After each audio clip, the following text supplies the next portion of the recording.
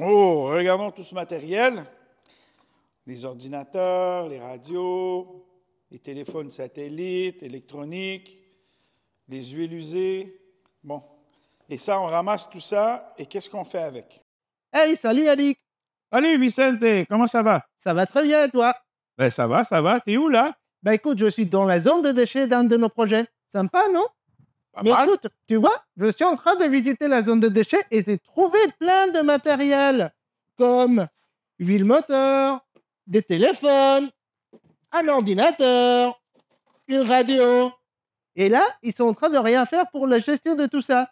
T'as une idée, qu'est-ce qu'on peut faire? Excellente question. Bien, justement, aujourd'hui, c'est de ça qu'on va parler. Et en fait, on qualifie ces déchets comme des déchets dangereux non médicaux. Donc, on va vous montrer comment on gère ces déchets dangereux non médicaux. Allez, on y va.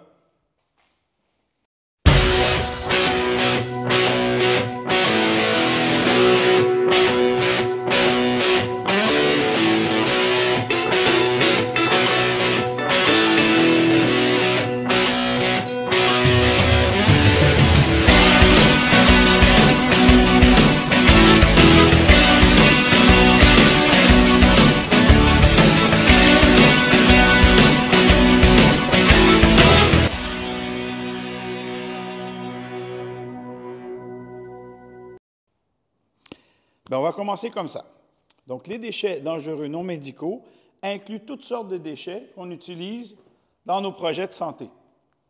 Les batteries, ordinateurs, les radios, téléphones, téléphones satellites et téléphones normaux. Alors, tout ça, on appelle ça aussi des électroniques. Les huiles usées, le chlore, etc. Donc, c'est ce qu'on appelle des déchets dangereux non médicaux. Hey Yannick, mais tout ça, c'est une grande variété de matériel. Tu es sûr qu'on doit prendre soin de tout ça? Eh bien, c'est une bonne question, ça, Vicente. Donc, on va regarder pourquoi. Il ne faut pas oublier que chez MSF, les activités qu'on fait créent aussi des déchets dangereux, non médicaux. Et ces déchets, bien, ils sont potentiellement mauvais pour l'environnement, ils sont aussi mauvais pour la santé des équipes, des communautés, des patients, etc. Et aussi, MSF, justement, en 2020, a signé un pacte environnemental qu'on appelle le pacte environnemental 2020. Donc ça, c'est une méthode par laquelle MSF s'est commis à gérer les déchets dangereux. Et aussi, bien évidemment, ça fait partie de nos basiques logistiques. Donc, par la logistique, ça fait partie de nos responsabilités. Ok, d'accord. Si on fait déjà de la gestion du matériel médical, pourquoi on va pas faire la même façon avec tout ça? Allez, ça va dedans. Non, Vicente, pas si vite, pas si vite. C'est pas si facile. Nos zones de déchets sont construites pour éliminer 3 types de déchets. Les solides, les coupants et les organiques. On a de l'expérience avec ça, mais la gestion des déchets dangereux non médicaux demande une attention particulière et une gestion particulière. Ok, Eric, tu peux me donner un exemple pourquoi c'est aussi compliqué de faire la gestion de tout ça? Bien sûr, Vicente. J'ai un exemple qui, je pense, nous aidera à le comprendre. Voici Anna, elle vient d'arriver à son nouveau projet. Salut Anna. Salut. Anna, lors d'une visite au garage, a découvert un grand nombre de vieilles batteries. Nous devons faire quelque chose avec toutes ces batteries. J'ai une idée. Je me souviens avoir vu un incinérateur dans la zone des déchets.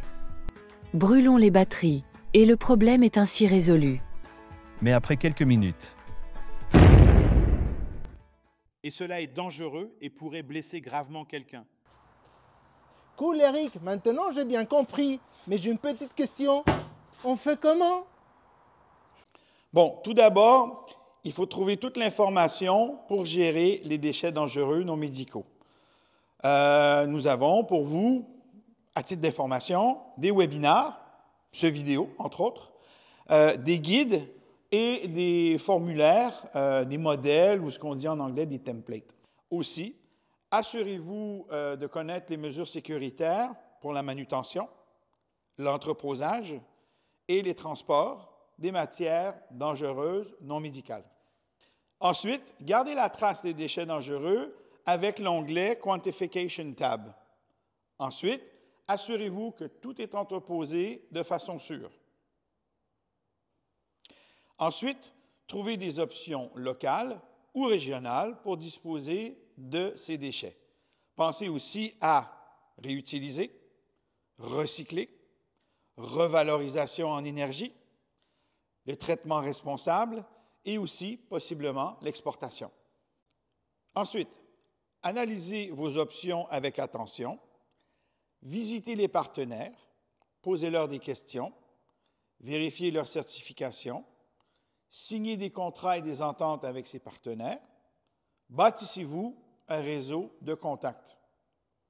Et aussi, le plus important, ayez une politique claire et une politique validée. Souvenez-vous que la gestion des déchets dangereux non médicaux, c'est crucial pour l'environnement et pour la santé. Tous nous devons faire notre mieux pour la gestion des déchets dangereux non médicaux. Bye bye. Salut.